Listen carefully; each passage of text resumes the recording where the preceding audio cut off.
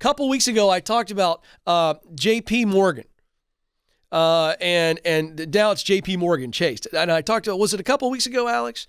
I talked about how they were checking their employees' key fobs because their CEO, Jamie Dimon, had said, we have to have a hybrid work model. You got to be in the office 3 days a week, and 2 days you can be at home. Now, listen, I have no problem with any company instituting work policies and rules. I have no problem with it. But how they monitor it and how they do it can be so just screwed up that it actually does the reverse of what they're trying to do. And J.P. Morgan Chase has figured out a way to absolutely blow up their leadership influence. This is unbelievable.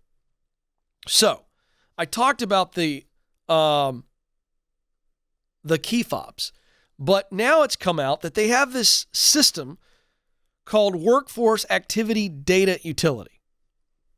And all that is basically an app or a operating system that pulls in data points about their hundreds of thousands of employees, how long they spend on Zoom calls, how long they spend writing emails, how long they're on the phone.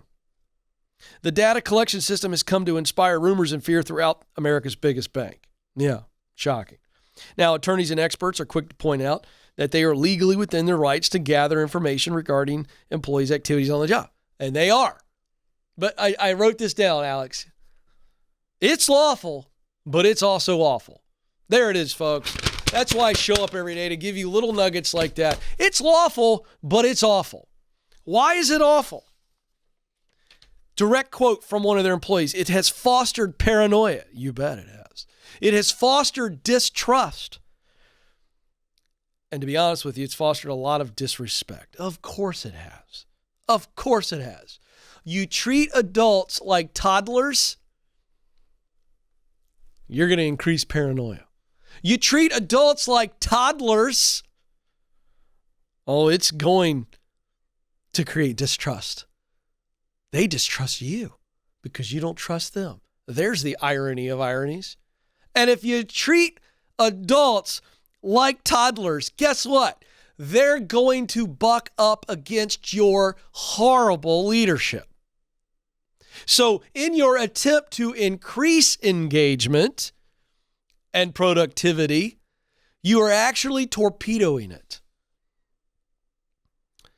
I've mentioned the term nannyship. I created it. I like to create words from time to time. Again, it's my name's on the show, so I like to take license. See, nannyship is about monitoring. Leadership's about connecting. Let me unpack that. Hey, I wish I could sit with the leaders of J.P. Morgan and say, hey, you can figure out how productive your people are by actually connecting with them, by sitting with them knee to knee and eyeball to eyeball and diving in to say, hey, how are you doing in your personal life?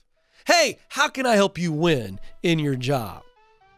Nannyship is about monitoring people, and it's never going to work. It's going to drive people away.